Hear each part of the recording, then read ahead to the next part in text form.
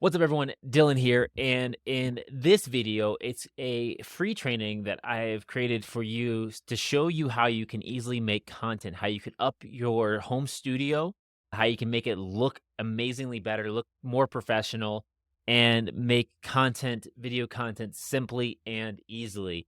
And the things I'm going to show you in this, yes, they do cost some money to upgrade your studio, but it's not too much for what you're doing, and you could take some of these things, some of these techniques, and actually turn this into a product that you sell to clients if you want to help them create content. And I can show you how you do that in this video. And one more thing before we get into this is that if you want the full course, the full training, you can see the links below. You can buy the home studio tour training as a standalone, or you can get it as a bonus in the Bitcoin Business Accelerator program. You can see the link below. And also, you can schedule a call with me if you want to talk more about that in detail. So let's get into this and let's go over the things that you need to have a professional studio and easily make content with just a few pushes of a button.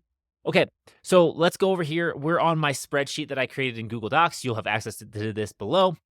And now, just one thing to keep in mind is that these links may change because products sometimes they move from one location to another location. They're available, they're not available. So, this is just a guideline that you can look at to see what you need to really get started. Because I know when I was doing this, I watched so many YouTube videos about home studio setups and this tool and that tool, and it can get very overwhelming very quickly. And you can spend a lot of money really quickly if you don't know what you're doing. So, these are the things that I found that work for me.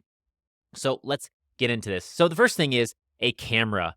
And the camera I'm using right here is a Sony a6000 camera. This was one of the original ones. They've since come out with an a6100, a62, maybe a63, and they have an a64. This isn't their full frame camera. The full frames are much more expensive. This one right here is the a6400 camera. But you can find used a6000s or a6100s for pretty cheap. I have just $500 here for it. And the reason why is if you go and look at some of these cameras, this is a B&H photo. You can get this A6100 without a lens for $550. B&H is a good place to find stuff. But you can find a bunch of this stuff on eBay and things like that. So I'm going to let you do your research there to find a deal that works. If you have the money, hey, you can splurge a little bit more on a camera. You'll be fine. Obviously, they have decent resale value. If you decide, hey, this isn't for you, you can resell them. But the Sony a6000 works great. You probably find one of those if you get a really good deal for $250. Right? That's an amazing deal. The next thing is the lens. And one thing to note actually about the A6000 versus the A6100 and 6400, if we go back to this B&H one right here, see how that screen right there flips up so you can see it? I really like that in case you're filming yourself like this, or in your case, so you can see this. You can see the screen here. This is the A6400. The A6100, the screen does not flip. The A6000, sorry, the one that I have there does not flip up. So you can't get a preview of what the camera is seeing. Now you can use your phone. There's workarounds for that. But that's one of the reasons I'm actually using the A6000 instead of my A6400 as my webcam, because I have a recording of my screen on my computer. So I don't need to have that there. But if you're going to shoot in real life, if you're going to use the camera for dual purposes and have it as your webcam streaming camera, and then also you're going to use it for real life photo shoots or videos that aren't in your studio, having that screen that flips up, I think is really cool and really powerful. So you might want to think about that and get one of the newer versions of the camera going forward. And that's the camera, $500. Again, find a deal on these things. You can buy it new off Amazon, but you can get a really good deal. If we go to Amazon, just real quick, they have all these packages, and these are a little bit more pricey, but these things do come with different lenses and things like that. Like this one's $1,000, and it has a 16 to 50 millimeter lens. That's going to be perfectly fine to get started. You don't need, to be fair, you don't need all this other extra stuff in this thing. This lens will be great. Whatever this one is right here, that's 16 to 50. The problem with some of those lenses, and I'm going to talk about this in the lens next, is they don't have that blurred background. So you can see how the background behind me is blurred. You get that from a higher quality lens. And unfortunately, price-wise, higher quality lenses generally cost a little more. But lenses have great resale values. And if you get a good quality lens, it's going to make the camera quality, the picture quality, all that stuff better. The one that I'm using right now is a Sigma. It's a 50 millimeter lens. I don't recommend, which is typically talked about as a portrait lens, but I don't recommend you getting that lens for this camera. I didn't know what I was doing when I got it. I spent the money, and I'm just utilizing the tools that I have on hand, so it works. But the big problem with this is I have to be really far away from the camera. So the camera right now is probably about, I don't know, at least 6 feet away. And I would prefer a bigger shot. So I'd probably prefer if it was probably, I don't know, 9 feet away. So if I was extra 3 feet, but then that's asking a lot. If you live in an apartment or you don't have a ton of space to put the camera 9 feet away, that can create an issue. And so what you do is you get a lens that is smaller. So I would say 30 millimeters is a really good start, a 30 millimeter prime lens, because the prime lenses are going to give you that better blurred background, or 16 millimeter. This one's 16 millimeter on this one, gives you a really close up, good streaming setup there. But 30 millimeter or 16 millimeter lens is what you'd go for. I have that right here. You can find lenses on B&H if you search Sigma, right? So that Sigma 16 millimeter, this one right here, right there, that lens that I have on this one, a good high quality lens, but it's gonna be like $400. You can find this one used. This one's used. Hey, it could be in good condition, 250. You can also go and find, okay, this 30 millimeter lens, that'll work just fine. You can't be as close to the 30 millimeter as the 16. When I had the 16 millimeter lens, it was a foot and a half away from me and I got the field of view. Sometimes that can be a problem. 30 millimeter lens will work fine. And you just want to look at the F, right? And I'm talking this very layman's terms. The f1.4, the lower that number is, the more blurred the background will be. So it can focus in on you and the background will be blurred. So for something like 289, you could probably find, if you're really good bargain hunter, you can probably find one of these lenses for $200 or less. But if you have $300 for a lens, you'll be fine. You'll be able to get a really good lens. But pick up used. You don't have to buy these things new. There's people that have products, these things that they're looking to get rid of. And because maybe they don't use it anymore, maybe a friend that's a photographer, help support them versus going back and supporting these big giant companies. Support people that like have dabbled and maybe it wasn't the right fit for them, and help them get their money back. And then you have a connection. They might give you tips and tricks, or maybe they might throw in a couple extra accessories for free because they're happy that you help them out. So go find this stuff used. Again, just make sure it's in good condition, but you'll be fine with most of this stuff. Okay, so now that we have that, the camera, the lens, is the battery pack. The battery pack is important because you don't actually use a battery. Let's click on this. Go here. So you don't actually use a battery when you're recording using this webcam. You actually stick like a false battery in the battery plate holder and you plug it in so that you have continuous power and your camera doesn't die. Because if you're filming a long video, your camera's going to get really hot and it might die. So you don't want that. So one of these, $25 for one of these false battery pack things, you need that for filming. This works with the Sony cameras. Pretty self-explanatory there. The next thing is that C-clamp, which you saw here. This C-clamp, I haven't mounted. You can mount it to a pole, which is great. So you can get something and stick it on your desk. I have one right here. You can get a desk mount, a camera mount, or a light mount. Let's see if I have any other around here somewhere. I have, yeah, I don't have any set right now. But you can see there's a pole here. You can find desk mount pole. Let me see if we can just go look this up for you. Let's go here. Desk mount camera stand.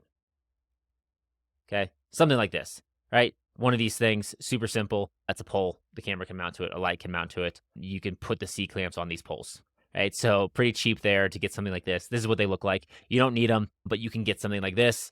And you can get something that's super, super long, whatever it is, but then you can mount your camera using this C-clamp. So the combination of this C-clamp, and I use one of these things. I like buying these tripods because for a couple of reasons, and they're all made from the same manufacturer, so don't spend more money on a tripod that looks like this. They're the same. I did this. Just get the cheapest one you can find that looks like this because they're all built almost exactly the same. But for $40, you can get this thing. And the cool thing is it has this camera mount. So if you see this kind of square thing right here, that goes onto your camera. So I'll show you here. All you got to do is you just untwist it, right, drop it, and the camera pops off. So it has that little square piece on it, and then you just put that back on. And what this allows you to do is for your setup, it allows you to easily take your camera on and off your mounts and move it from your webcam to the real world. And I like that. So it has that, and it's got this part here, right? It's got it has a name. It has a name, but it has that which allows you to connect it. You can unscrew this top piece, this whole top piece, and you can connect it to this little piece on that C-clamp. So check out those ones and make sure they can hold. And there's obviously different ones of these, but they're all basically the same thing. Just make sure it can hold the weight of that camera, and mine does just fine. So you can get one of those in the camera, and that allows you to mount the camera to your desk really easily. It allows you to mount it to, I have mine on a bookshelf next to my desk, and so that works out really well. Okay. So now we got the seat bed. I showed you the tripod right there. The cool thing with the tripod is you can take that anywhere. It's pretty small, pretty compact, pretty sturdy. So you can take that, you can use it to film yourself videos like in another location. The next thing you want to look at, so now we have the camera setup. We got the lens, we got the camera, we got the mounts, we got the batteries. Is the connection from the camera to the computer? Because these you can't just plug them into the computer. You need an adapter. So I use something called the ATEM Mini, if I can find it right here. ATEM Mini. This thing's a little pricey, probably overkill because I never use any of the other functions. But what it allows you to have multiple camera inputs. So if you want multiple angles, you can plug in multiple cameras and get those angles. And it just easily converts the camera video to a format that can be used as webcam and streaming and that kind of stuff. The problem is that's $278. So get it if you want that. I don't have the pro version unless you're like a power user. You might use it, but what you really need is just something like this Cam Link. Okay, get the Cam Link. It's $100. You plug the USB cord from your camera into this thing, and it works. You might need to pick up a few USB cords, but I'm not even including those because it's like $10 for something like that. But the Cam Link is essential for connecting your camera, the video, to your computer. So definitely get that Cam Link for your computer. And if you have the money, get the ATEM Mini. If you want to play around with different angles and that kind of stuff, be able to switch different scenes with clicks of a button, it's cool, but not necessary. Okay, Cam Link right there. So now that we got our camera set up, we got our video set up, we need to get our audio set up.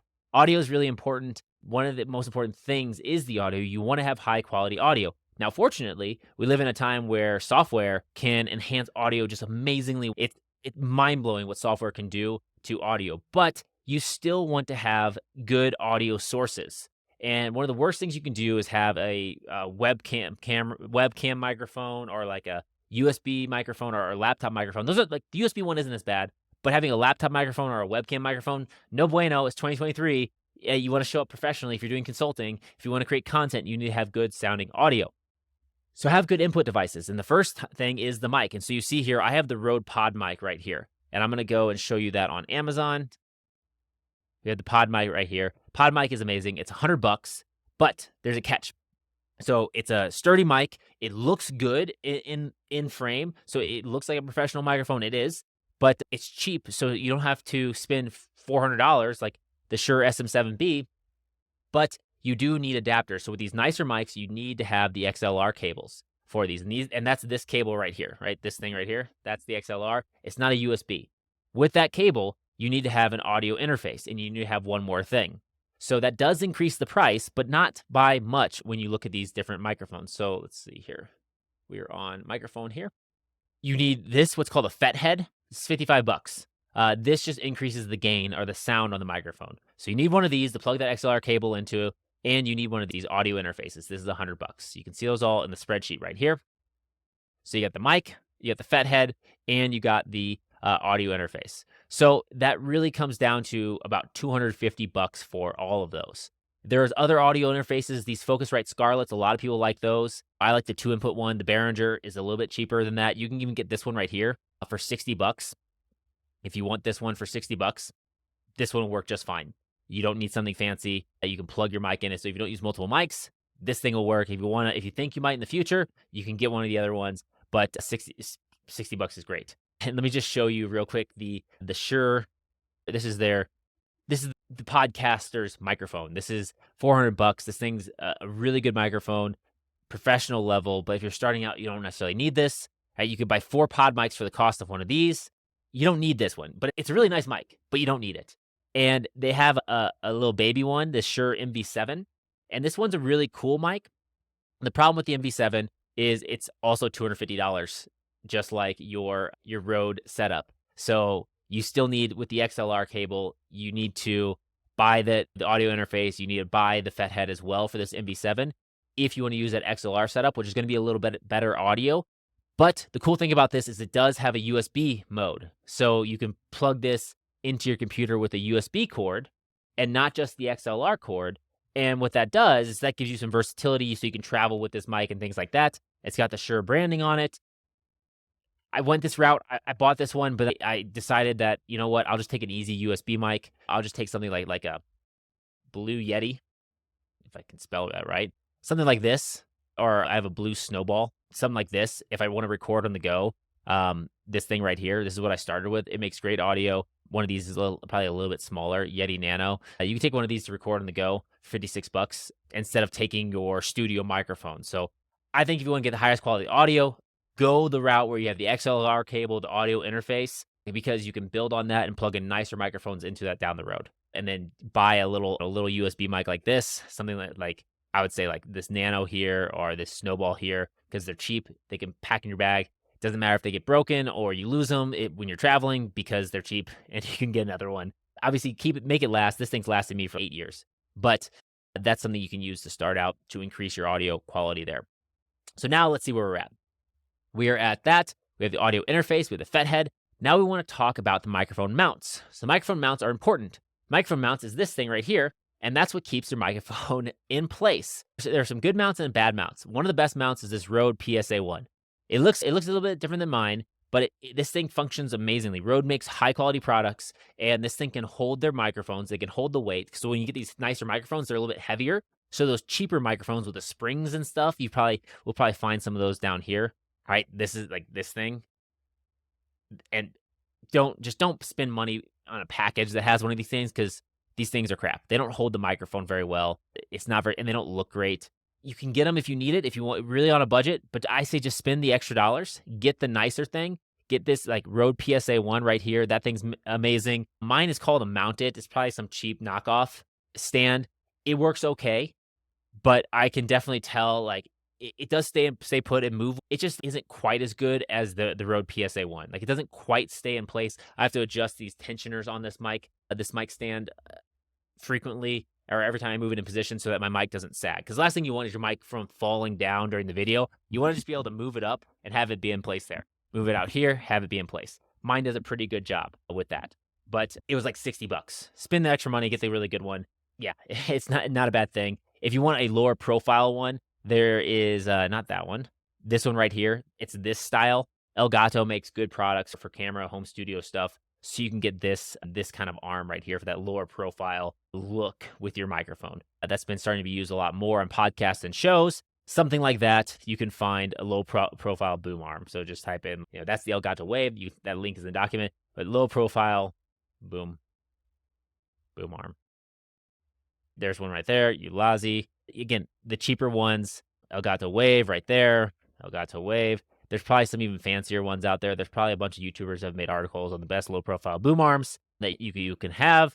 So just look it up if you want to go that route. But again, there's a lot of cheap quality ones. So if you do want to save money, just know you might have to spend a little bit extra time by buying one that's cheaper and then testing it out at home. And then if it doesn't work out or you don't like it or the quality's bad, sending it back. If you spend a little more money up front, you save a little time. You don't got to go through that return process because generally they'll work right off the bat. So that's just a tip there for these products because it's just something that I learned along the route. So that is that microphone mount there. We have both links there. The next thing are the lights. So I use two lights basically. I use a softbox light and I use like an accent light. This is the accent light. Softbox light is, let's see here. For something cheap, it's something like this, right? These panels. These work pretty well. We're blue dabba-dee dabba-die. I just had to swap out the light because I used it earlier for a video. And yeah, and so I didn't recharge it. But these newer lights, they plug into the wall. The one you're seeing on the screen here, they plug into the wall. These panels are simple. They're low profile. And the cool thing is they come with these remotes. And I recommend getting the lights with these physical remotes. So here's the physical remote. Do not buy a light with a Bluetooth on your phone, just because it's annoying to have to pull your phone out to record and do all that kind of stuff. And then also, you don't know what's on that app. You don't want to be downloading random apps from, products made in China. So it's just much better to have a simple remote like this, in my opinion, that you can have on your desk and you can turn the light on and you can turn it off. That makes it really easy to get the light in. You can also adjust it. So I can say, hey, if I'm looking at the video, I'm like, hey, I want it to be brighter. So I can just, with this remote, you might be able to tell the video picture's getting brighter. That works well. The problem with these lights is they don't soften the light as much as you want, okay? It doesn't distribute the light. So when you look up soft boxes, there's all these different competitors. They're all basically the same, right? Newer makes good products. These lights are good, but it's $229. You don't need to spend that to get going. But so if you go and you look up softbox for studio, right? you have all these lights. With these, you get the lights, and then you get the soft boxes. These things they're gonna smooth out the light, even out the light a lot better, but they take up a little more space. Okay, so if you have the space, those are definitely good, but they're also going to be a little bit more expensive when you're getting started out. So there's always a trade off. If you have the money, go down that rabbit hole, and you can spend the extra money on the light, but you can spend couple hundred to thousands of dollars on the lights. But the most important thing is the content, right? Just making the content. And the content, like, you can tell me below in this video, it looks pretty good. It looks pretty darn good with this setup. Like, you don't need to be much fancier, and then you can play around with the lighting and how you want it to be set up for your unique channel and situation. But this gets the job done. This does a really good job. So that is that light, and the final light is this way light. This is the one that went out on me because I was using it too much. I have two of them. You don't need two. These things charge. They last about 2 hours, and they have all these different colors. They're 89 bucks. They're really good for creating the different depth in the background, adding a little bit of a different scene, if you will, in on my videos, and giving that kind of YouTuber look for the videos. You can have multiple of these, and the one behind me is pretty dim as well. It's not turned all the way up, so they're pretty bright. They work pretty well. You can create different scenes with these. You can make the light so it doesn't. You can make different colors. This one's blue. The one I started the video with, I had it pink. You can change that all on the device.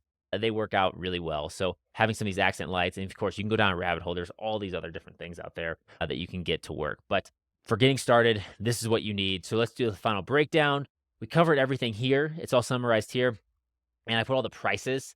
And for about 1,500 bucks, you can get all the equipment and gear that you need for your studio. And that might sound like a lot, but if you're going to try to make your studio professional, and you're going to be doing consulting and charging people for that, it pays off. And this is something that, like, this equipment will last you for years. So get good equipment, and it will last, and you will look professional when you show up to your online consulting meetings, when you create content, when you do things like that. This equipment will make that fun, and it will make it easier to do that. So if you spend the money and you use it and you create the content, like I'm showing you how, it will give you returns for that. The next thing, so we got all the equipment, we got all the hardware. I'm gonna real quick go over the software, right? How can you make video content really easy? Because the problem is you have this equipment. So how do you record, and how do you edit? I've been using this tool called Descript. So this AI tool called Descript. It's fantastic. Has video editing, has screen recording, and the coolest thing is this transcribes everything. And when it transcribes it, it allows you to edit your videos based on the transcription. So if I'm saying words like these filler words, I can just click a button, and it'll take all those out of the video and sync the audio and make sure it's all lined up.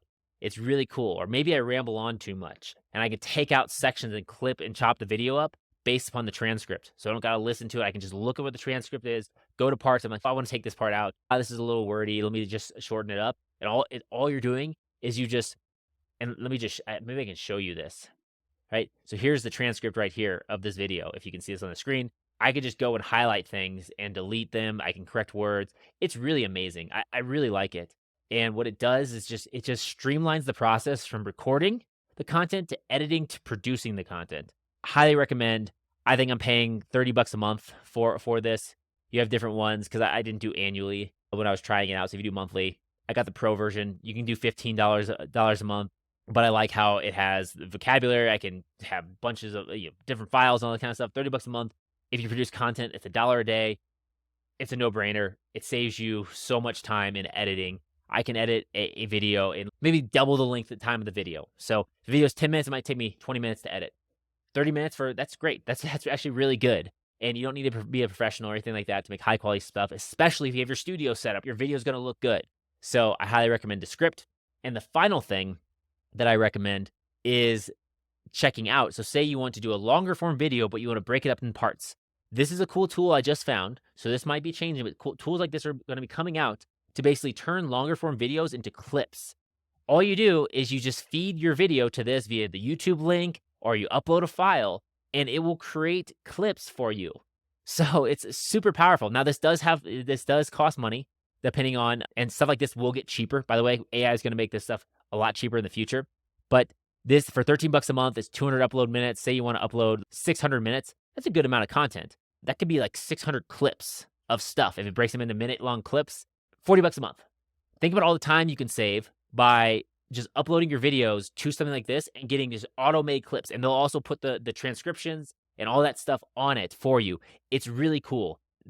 Now, it's not perfect. It won't necessarily pick out the most amazing clips. I could like a human editor that's trained on this, that is listening into your stuff, who gets it. It's not quite there yet, but it gets it done. And so you can create all these clips and upload them.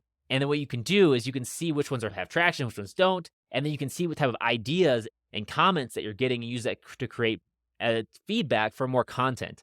Definitely something I'm going to be playing around with more. One tip with Opus Clip that you need to understand is, see how my video, I'm cropped already. Opus Clips, when they crop it, when they do these like for YouTube Shorts and Reels, they're for your phone, and so they're narrow. So you want to make sure that the frame you have. This is why I say get the 30mm lens versus the 50mm lens. You want to make sure that more of yourself is in frame, so that you can crop down and it doesn't look weird. So if they crop me down, it would just be my face talking, which is okay. It's not ideal. I'd much rather be like back here. So if I'm back here making this video, then they can crop me and there's more of me in it. So it doesn't look like a big close up on my face. Luckily, I can move back with my camera and my mic, but I'm just far from my computer. So just keep that in mind when you're making your longer clips, is to frame it up so that if it is cropped, that it won't hinder your content. And one more thing is, if you feed Opus Clips a video with subtitles already built in, which Descript allows, the problem is that those subtitles will still be in the video and Opus Clips will put subtitles on top of it and your other subtitles will be cropped. So I recommend just keeping that in mind when you make the larger videos or you feed that, to streamline that process. But otherwise, it is a super amazing tool. It's really cool. And this stuff is only going to continue to get better. And this is some of the stuff I share to my consulting clients. I share my Bitcoin Business Accelerator, my different training stuff on different AI programs that are super useful for creating content and getting your stuff out there and building your business of one. So that is it for this training. I hope you enjoyed it. I know it was a lot of information, so make sure you go back and listen to it. But go through that list, get your studio set up, your content machine set up appropriately so that you can just flip on a few buttons, go to ChatGPT, ask it a question. I guess that's the final thing. ChatGPT, right? Go to ChatGPT and be like, hey, what's a good content idea for whatever your niche is? So what's a good content idea for today? And it'll tell you what to do, record your stuff, pump it out, create a bunch of clips. Now you have content going for super cheap, amazing quality, and super quick. So there's no excuse for you not putting out content. You just have to do the work and invest in the right equipment and materials to get that done. If you want the full program, check out some of the links below. Those are there if you need help or want me to talk you through some of this stuff. There's a link down there as well. So hopefully you enjoyed this video. Hopefully you got a lot out of it. Now go out there and start creating content so that you can reach your target market. That's it for now, and I'll catch you in the next one. Peace.